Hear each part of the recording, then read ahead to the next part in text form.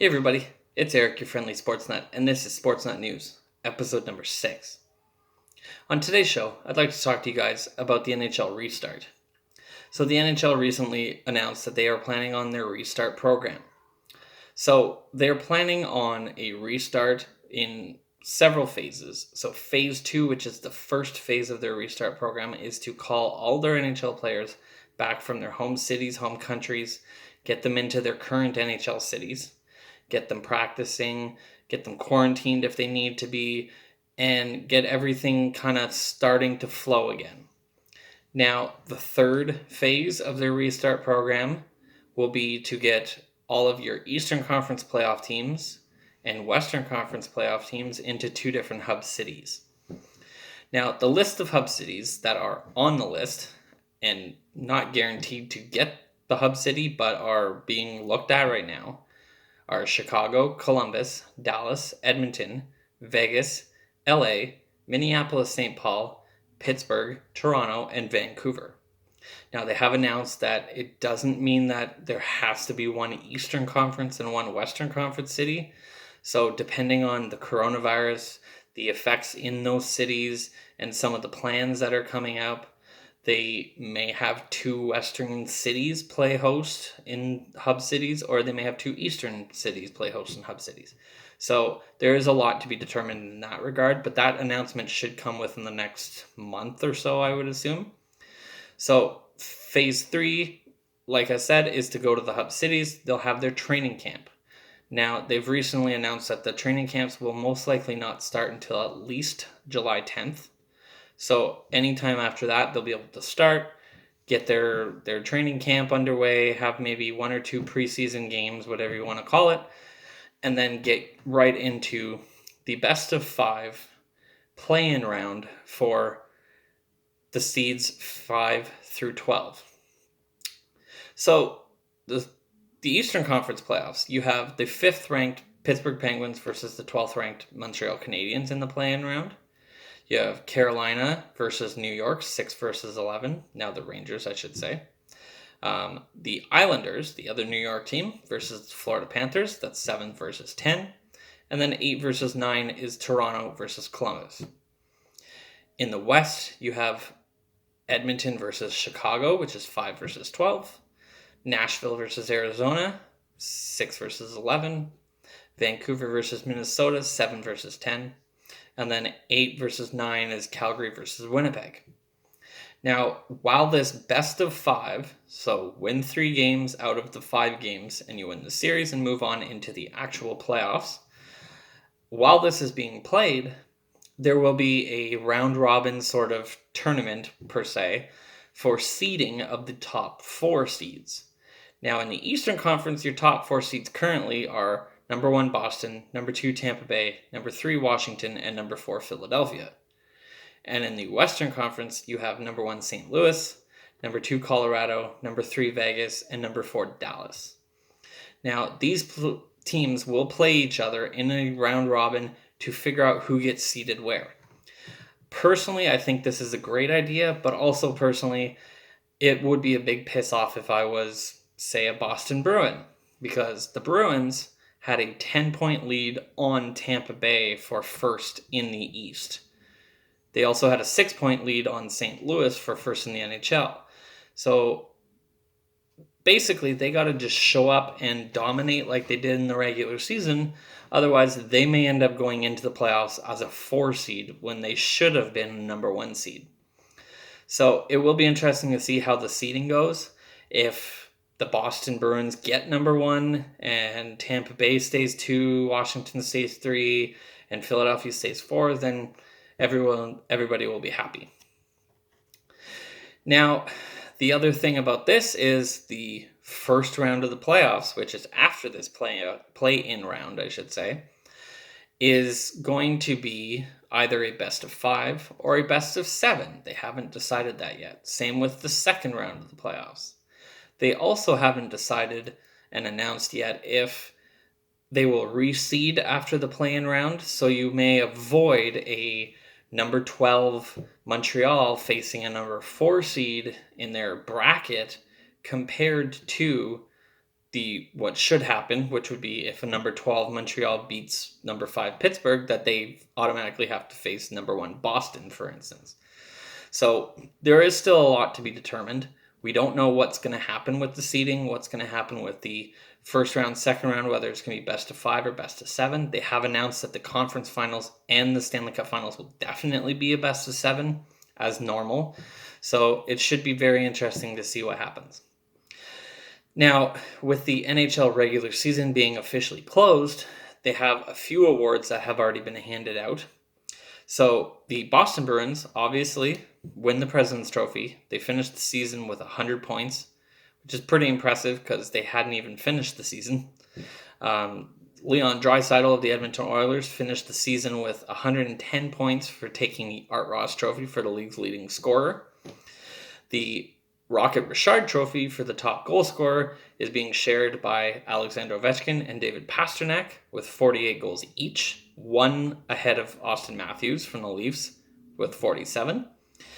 And then Quinn Hughes, he hasn't won the Calder Trophy yet, but he is the league leading rookie. Now, the last trophy that they announced is that Tuukka Rask and Yaroslav Halak, the Boston Bruins goaltending tandem, have won the William M. Jennings Trophy, which is the trophy for the fewest goals allowed in the regular season by a goaltending team. So part of this restart program is the draft lottery, obviously. So for Ottawa Senators fans, for instance, like myself, even though I know I'm wearing my Jets stuff today, but I do cheer for both teams, the Ottawa Senators have the second and third best odds at winning the draft lottery this year. So this draft lottery could be enormous for the Ottawa Senators' future. The draft lottery will be held on June 26th. And as of right now, it will be the 1 through 7, which includes the teams that did not make the playoffs. So Detroit, Ottawa, San Jose, who Ottawa has their pick, LA, Anaheim, New Jersey, and Buffalo. So those 7 teams will automatically get a shot at the draft lottery. Now, because the draft lottery usually includes teams 1 through 15, teams 8 through 15 will just be designated during the first draft lottery with Team A through Team H. Now, what happens is they will have 3 different lotteries. A lottery for the 3rd overall pick, a lottery for the 2nd overall pick, and a lottery for the 1st overall pick. Now, if any of the 3 lotteries are won by a team outside of the bottom 7, so like I said, Detroit through Buffalo, there will have to be a phase 2 of the lottery to figure out who wins that lottery after the play-in round is done, because the teams that lose in the play-in round will now be eligible for the draft lottery. So, for instance, if you're Montreal or Chicago, who you probably wouldn't have made the playoffs anyways, if you lose in the first play-in round, then you do still have a crack at a top 3 pick, potentially. Now, they have said that if the top 3 are won by the bottom 7, there will not be a secondary phase to the draft lottery. So, for an Ottawa Senators standpoint, hopefully that is the case, and Ottawa gets 1st and 2nd, or 1st and 3rd, or 2nd and 3rd. But, I mean, they could go 4th and 5th. But as long as a team below them in the bottom 8 through 15 rank don't win the 1 through 3 seeds, I will be pretty happy. So here's fingers crossed that the Ottawa Senators can hopefully walk away with number 1 and number 2, or number 1 and 3, number 2 and 3, something like that. So in relation to the draft lottery, the biggest prize obviously is Alexis Lafreniere. You have some pretty big draft prospects. Lafreniere, you've got Quentin Byfield, you got Tim Stutzel, you got Lucas Raymond, you got even Marco Rossi from the Ottawa 67s, and so on. There are a lot of high-end prospects in this year's first round. So having the Ottawa Senators draft as worse as 5th and 6th is not the end of the world. But best case, obviously, is to get the 1st overall pick and then one other pick in that top 5 or top 6. So when I look at the draft lottery, I'd like to say that it will be interesting to see, because if you have a situation where a team that loses in that first play-in round gets one of those top 3 picks, then each of those teams get drafted into a secondary draft lottery. They've announced that each team will basically have a 12.5% chance, an equal shot at that specific lottery pick out of all the teams that lose out in the play-in round. So this could cause some really interesting ripples through the NHL, because if you have a team like Pittsburgh Penguins, who unfortunately get kicked out by the Montreal Canadiens and somehow walk away with the first overall pick, there will be a lot of outrage. This is why I'm hopeful that the NHL does the right thing. Maybe not does the right thing, but that the gods work their magic, and we end up not having to do a second phase of the NHL draft lottery, because personally I think it would piss off a lot of people if you have some of these teams like Edmonton or Pittsburgh or whatever that may actually have a chance at it. Now, the Ottawa Senators have the second and third picks as of right now, obviously second and third best odds, but they also have another pick. They own the New York Islanders' first round pick. So if they get that first round pick and the Islanders win it, that is lottery protected. So the Islanders would get that pick, and then Ottawa would get a subsequent pick. But if not, we will have a third pick in that first round in the top 15. But also it could be anywhere in the top 30, like in the 31 picks, depending on where the Islanders end up after the play-in and the playoffs.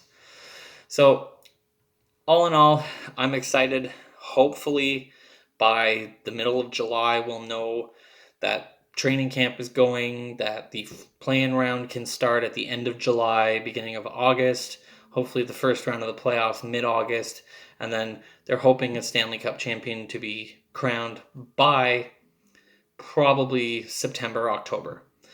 It will be very weird to have a Stanley Cup champion crowned in October when the regular season usually starts in October, but c'est la vie. That's what happens when you have to postpone the season for multiple months due to a pandemic that kind of just popped up out of nowhere. So in the end, I just hope that they can get back.